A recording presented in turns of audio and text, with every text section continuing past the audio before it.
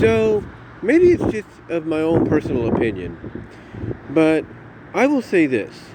From reading Michelle, aka DezzieARTS, that's DEZZIE Arts, Metamorphosized to Malability series on DeviantArt, along with the finishing touches to her Becoming Unlimited series, and her continuation of her own Melting May series, which she will be continuing this year, with an additional story plot possibly added to it, but maybe not that much of a plot because it might just be something, simple and quick, and basically just get back to the fun, if you will, and it might be a new addition to the group from the Melting May group, basically, if you will, between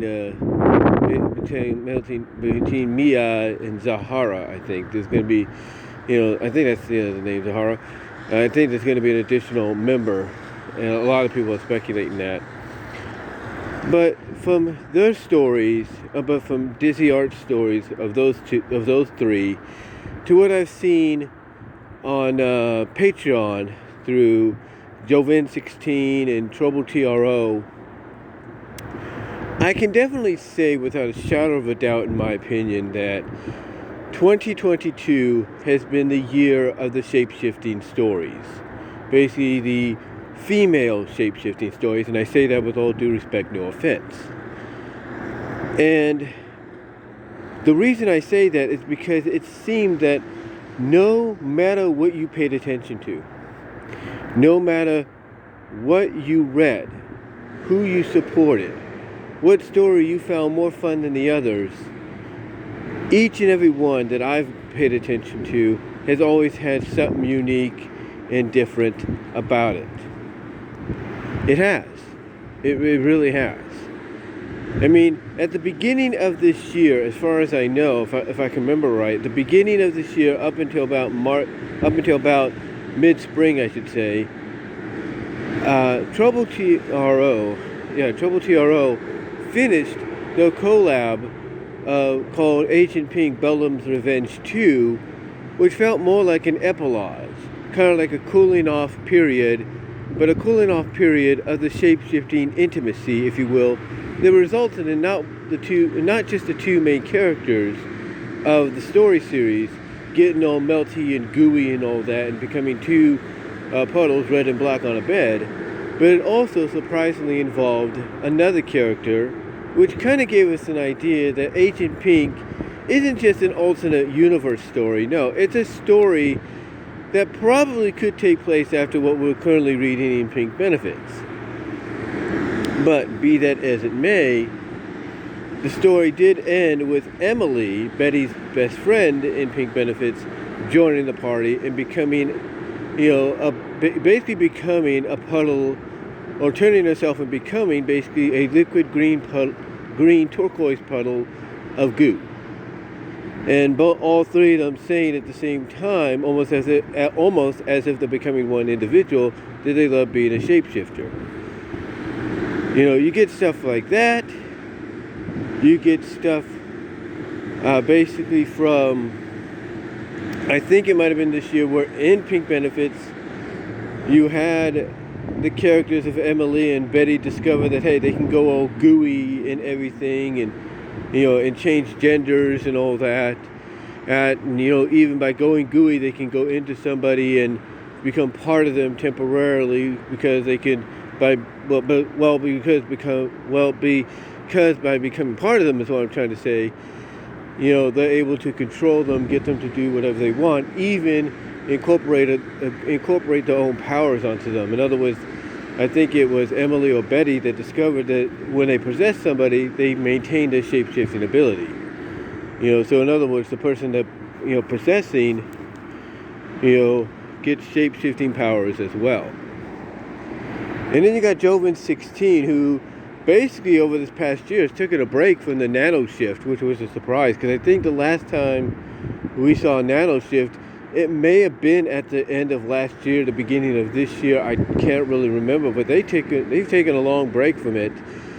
And that's one thing I think a lot of these artists, writers, if you will, these stories, of these story series, I should say, these variety story series. I think that's one thing they have to look at, they have or will be learning from this, and that is, no matter how far you go with a series, no matter how many chapters or parts or whatever, you go with it, arcs, whatever you want to call it, seasons, you name it. No matter how far you go with it, when you end it on a cliffhanger, you have to make sure you have a resolution already in mind. And when you have that resolution in mind, you can make it easier on yourself to get to work on that resolution for when you decide to continue the story. And if there's one thing that Jovan 16 I know has learned, in my opinion, is they have to be better planned out for something like with what they did here with the nano shifts ending at the end of last year into this year. Because not once have I seen a continuation.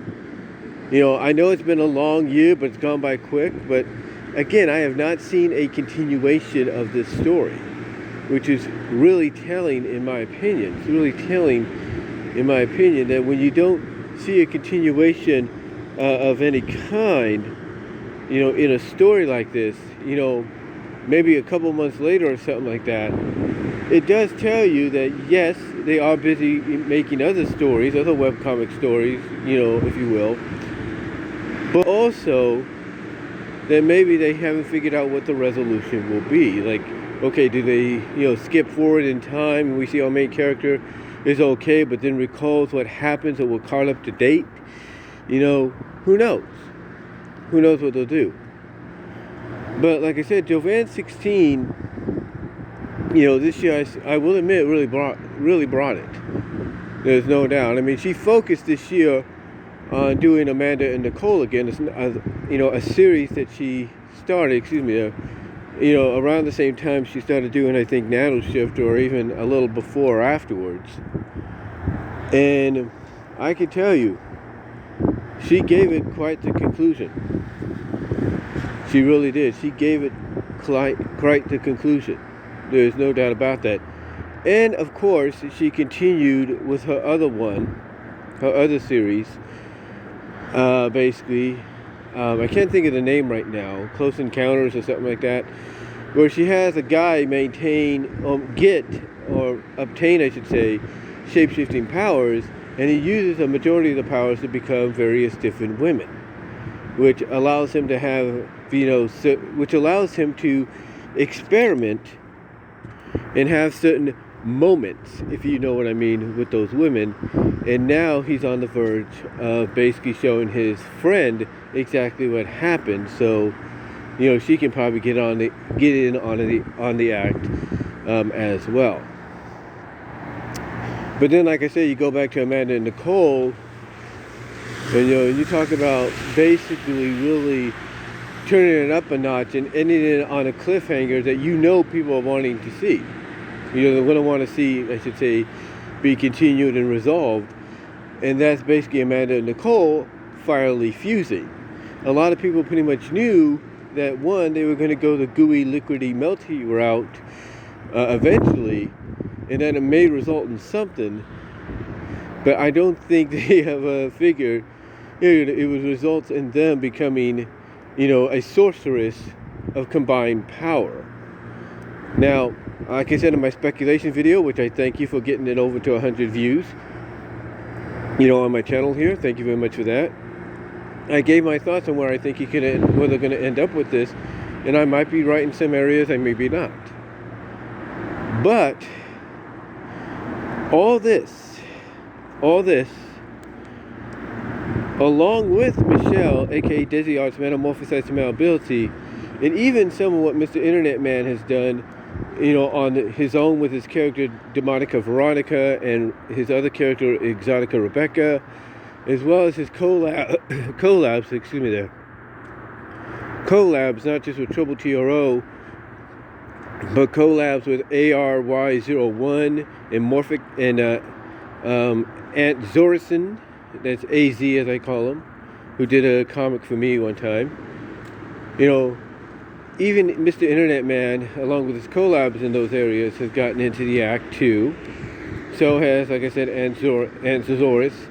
ARY01 really gets into the act, and boy, do they take it to another level when it comes to, you know, doing a story about it. Basically, doing a story that's so long, you're wondering why don't they just try to submit it as a feature, as a movie or something like that in the future. Maybe they will.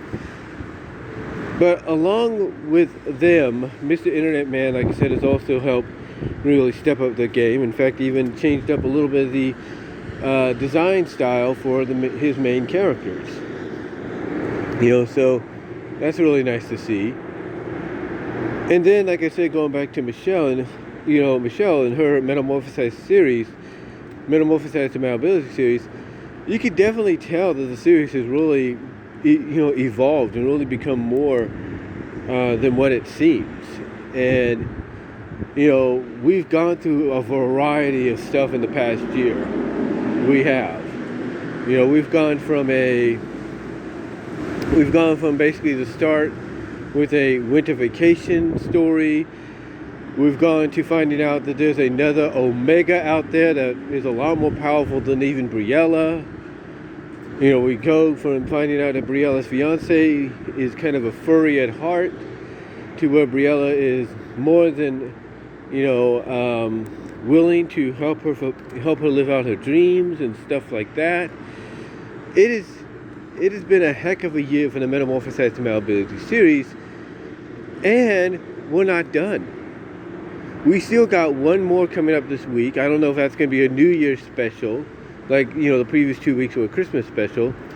I don't know if that's going to be what it will be, but I do know when we get into 2023, February to early March is definitely going to be a time to look at. Mid-February to early March, because that's when the 250th shift chapter will drop, and what that will result in, we have no idea. It could be part of the furry convention arc that they're going to put in there, obviously, or she's going to put in there, obviously. You know, and maybe it might be an NFSW part. We don't know, where Crystal and Briella get really erotic and crazy at the end of the convention. We don't know. In the hotel room, we don't know. Could be more. Could be the wedding. We don't know. We do know that the wedding is coming this year. I think, you know, even though she hasn't said anything yet, I think that's an obvious, you know, and that's an obvious prediction there. But yeah, her series has really grown.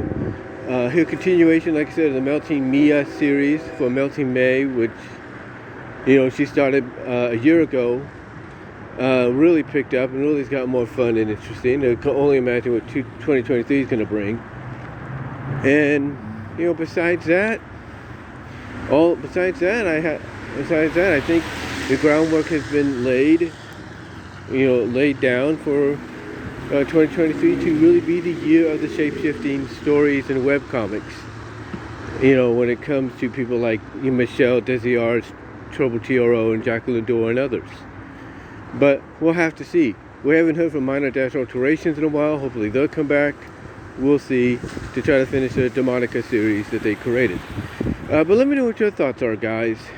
You know, let me know down below what your thoughts are on this being looked at, in my opinion, as the year of the Shapeshifter, and that 2023 could continue that trend. And as well, let me know down below in the comments. I got to get into work, guys, and I will talk to y'all later.